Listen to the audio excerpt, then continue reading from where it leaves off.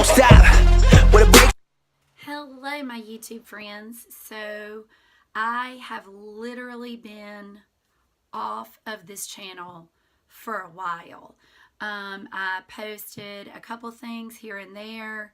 I know the last big thing I posted was the Still Creek fire. But I have literally been so busy with my teacher YouTube page and a lot of things happening with that and just racing in general that I haven't posted anything. So I really want to get back to posting things on here, whether anybody watches it or not. It's really just an accountability to myself because I've really kind of fallen off the wagon of everything. And I've just kind of gotten into this place of complacency with my racing, and I don't want to be there. And I've really been frustrated with myself. And this 2018 series year, I think I just almost gave up because there were so many fast girls. We were on the third row, which really just got into my head. Like, I don't know why, but all those people behind me, I just couldn't. I couldn't do it. And I hate that I was like that because I know that I'm a good enough rider, but I just felt like I was getting out of everybody's way the whole race.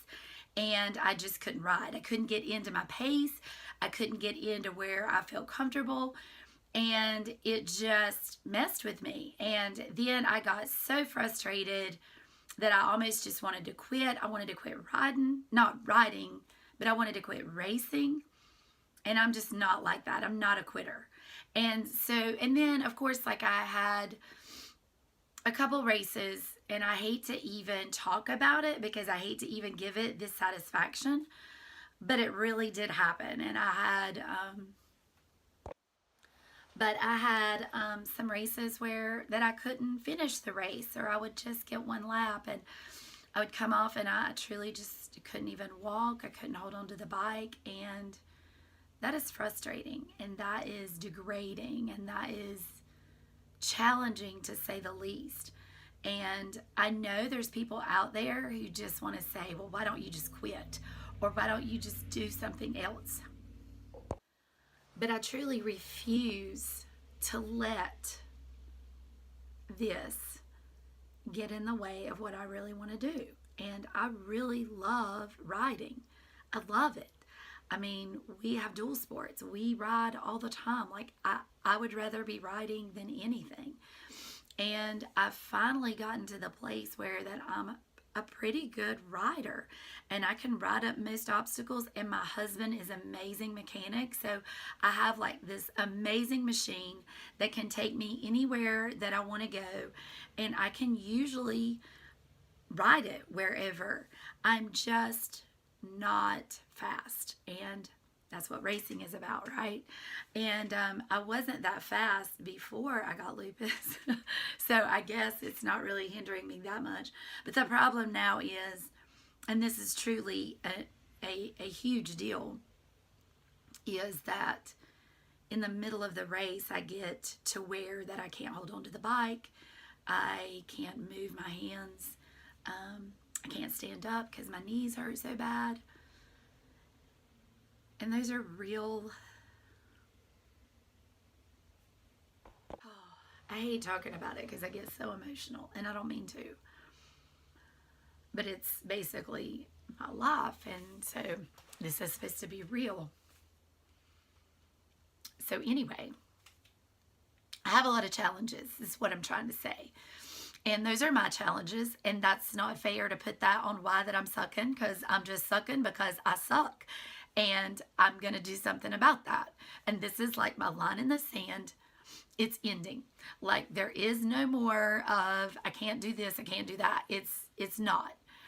And I may have challenges, but everybody has challenges. Like, some people don't have the amazing bike that I have. Like, Diana and me can like conquer the world. And my husband makes sure of that. And so I've just got to work through my challenges like everybody else has to work through theirs. But some of the things that I really have to get under control is, like, I've gained about 20 pounds. And people are like, no, you don't look like it. Well, that's fine. I may not look like it, but I have. And my nutrition hasn't been as clean as it should be.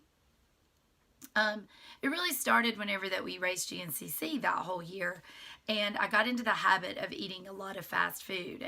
And nutrition, just like fitness, is a habit, and you make that thing in your brain just click that you refuse to eat unhealthy. And it's just like with fitness, you refuse to skip a day in the gym or to not put your all into your workout. So I think it starts in your brain, that you have to make your mind up that that's what you're going to do. And it's just you and that. It's not anybody tempting you, because if they can tempt you, then you haven't got it here.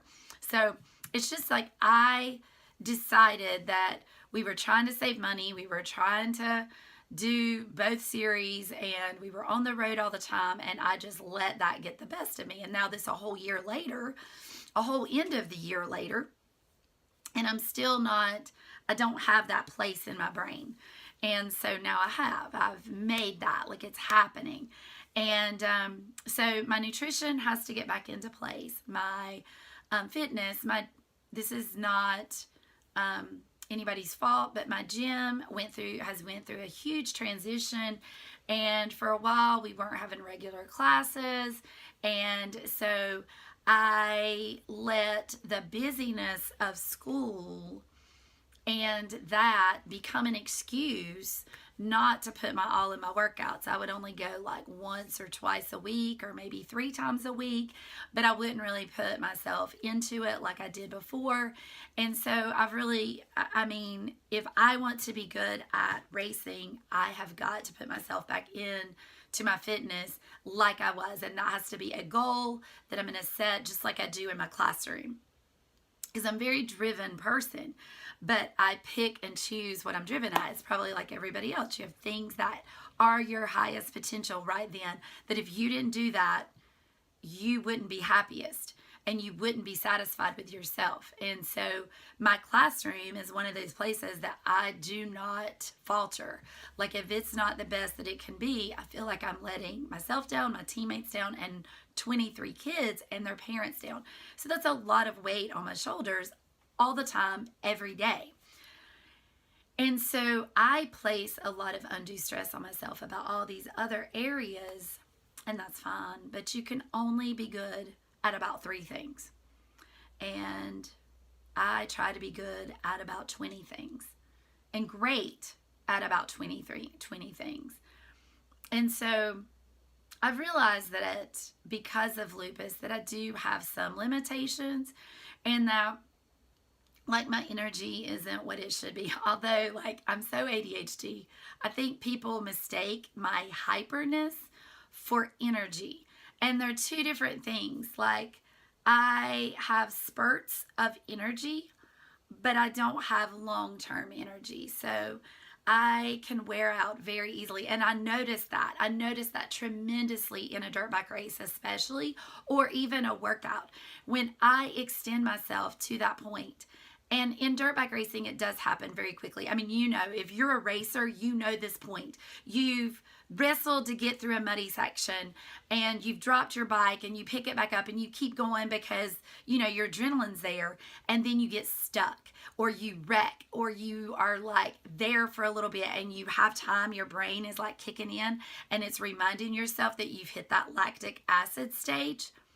That's what I feel, except for where it used to take me a minute of just riding, and I'd be like, okay, I'm recovered. Now it's about 5 minutes. So that's 5 minutes of my race that, like, I'm literally just convincing myself to, like, keep going, that it hurts so bad, that it burns, like everything burns, every joint hurts. And it's hard for me to put myself in that situation in the gym, but I used to push myself. And now I think, I don't know, my brain takes over sometimes and won't let me push myself like that. But I will will get back to that because that's what I have to do. And I think taking classes with somebody else really helps to put you there. And doing the workout with other people helps to put you there because you're like, if they're not quitting, I'm not quitting. If they're not stopping, I'm not stopping. Or I've got to pick up this weight before she does. And I think that's the competitiveness that any person in a competitive sport has. And I have gotten in the habit of working out like a non-competitive person, and that's okay. I mean, there are many, many benefits to that, but it's not going to get me where I want to go. And I think just the fact that I kind of lost my motivation and lost my mindset of where am I going with this, and I don't know where my mind went, and I don't like that about myself. I don't like that. I don't like whenever that I'm not goal oriented and goal focused, because I let my mind go into so many different places with every area, and I start doubting myself and doubting where I'm at, where if I am like on a goal, you can't stop me, and I'm there, and I'm gonna make it. And even if I don't, I'm satisfied with what I did to get me there. And right now, I'm not at all satisfied with this season. I don't know. I don't know where I went. And I think I just let the fact that I knew that I couldn't do any better get in my mind of like, I didn't even try anymore. And I was just like, whatever, what difference does it matter? And I'm not like that. That's not who I am. I'm not a quitter. And I don't know why that I let myself get there, but I am back. This is day one.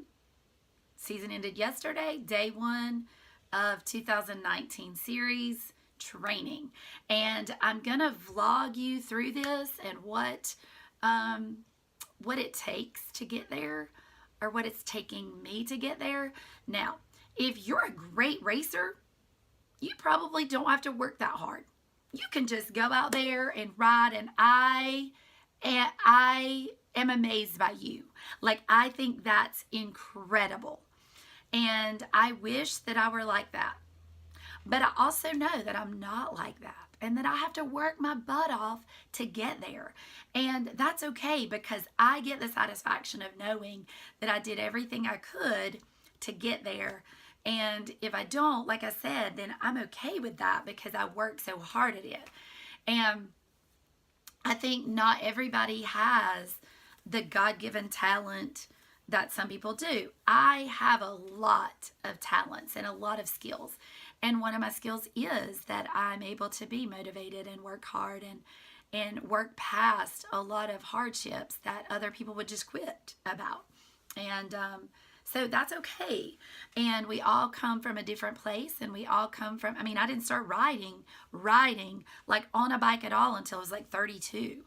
And I was bad, really bad, because I had a lot of mindset that I had to get over.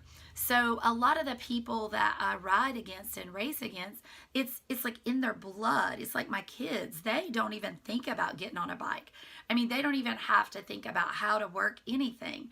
And for about 6 years, I literally, every time I was on the bike, even though I was racing, I would have to think about what I would have to do every time. Nothing was muscle memory. And it was just, I was overcoming so many inside demons that I couldn't really race. I wanted to, like, I had this deep desire to race and be good at it. I used to joke and say all the time, my goal in life is to be a sandbagger, to be good enough to be able to race a class. And people say, look at that sandbagger. That would be a cool goal. But anyway, so I read something or heard something one time that you have to do something for 10,000 hours for it to become a part of you, for it to be like ingrained in you, and for you to be great at it. And I figure about 10 years is how long it took me to be like really good at something, and like to be able to be like, yeah, I can do that. And I know that's a slow thing for most people, because most people like pick it up and they like get to their place and they're like great at it. And if they're not, they probably give up. And I mean, I figure most people who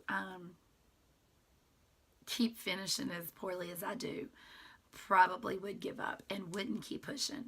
But I just have something in me that keeps pushing. And the thing is, I used to really let it bother me what other people thought, that like other people were saying, oh, she's so terrible, like why does she keep racing? But the thing is, like, why does it matter? Why does it matter to anybody else? And the thing is, it's perseverance. I mean, that has to be as big of a motivator as anything else, is like, I just keep coming back. And I told my husband yesterday at the race, I truly, it's funny, and I know it sounds silly, but I truly felt like the same as like how a Pee-wee racer feels when they're out there. Well, they probably don't feel like this. I mean, they think everybody is like cheering for them because they're the best out there. But I felt like random strangers were like cheering for me, like, keep going, it's great. And like, I don't know if I looked that bad out there, but I felt like everybody was like, go, Crystal, you're doing great. And really, I wasn't doing great, but like in my brain, I was like, yay, they're cheering for me. Yes, I'm a winner. So I don't know. It's just a mindset that I've made up my mind that I'm going to keep doing it as long as I keep having fun at it. And I love it. And I'm literally like racing against myself out there. One day, last year, whenever that I was racing in GNCC and I was actually beating people, that was like a phenomenal feeling. Like I was like, I am accomplishing something. This year, I never beat anybody in my class. Now, I beat a lot of people, but I never beat anybody in my class that didn't have just a rough race. I mean, they had a reason why that I beat them. And that's horrible. That's an easy way to like get into a mode of depression. But I'm an idiot, and I just kept going out there. But like I said, it really did play on my mind a lot. And I can't let other people have control of me like that. Like, I have to go and do my race. And this is starting. So I thought it would be cool to like almost do a series. And I don't know what I'm going to call it yet, but I'm going to make a series, a vlog. And if nobody watches it, that's cool, because it's more for me to like just vlog my progress. And I'll have some gym stuff. Hopefully if I get to go riding some riding stuff. Just some general training of nutrition, maybe, stuff. So if there's anything that you would like to see in the series, just message below, and that would be great. So yeah, this is my line in the sand. We are making it happen, and I'm accepting responsibility for me and my riding and my racing. And so I'm holding myself accountable, and hopefully you will help me hold myself accountable, and together we will make this happen. And if you are in my area and you know me and you want to start training, please hit me up, because I would love to have training partners that are like-minded and that would also like to push themselves, because I've already got some exercises together that I'm putting in my brain and I'm going to try out that will help with all different kinds of things that I have to overcome. And I'm sure if they would help me, they would help just the general rider too. So hit me up if you're interested. And I hope you have a blessed and great day. Okay, so first workout in the new gym. This is the new gym. It's amazing. You can see it. So the first workout, I had a partner of It was a partner WOD, and we did it scaled, and we did 1,000-meter row. We switched off 250, and then we did 30 ground to overhead, and we just used 55 pounds because she'd been out for a while, and I feel like after my race yesterday, I wasn't feeling as strong. And then it was 30 ground to overhead, like swim buddies, and then 500-meter row, 30 ground to overhead, and then 1,000-meter row. And we did it like in 17 minutes and 36 seconds. So that was pretty good. I came in and started with a hydro massage, which was awesome. Felt amazing. And now I'm just rolling out on the foam roller to finish up my workout. So yeah, it was great. First day back. Awesome. Thumbs up. And here's the best trainer ever, Jacoby. He's my favorite. And there's my friend Jen. This is from a vlog. You'll be on my vlog. See his peak fitness. Awesome.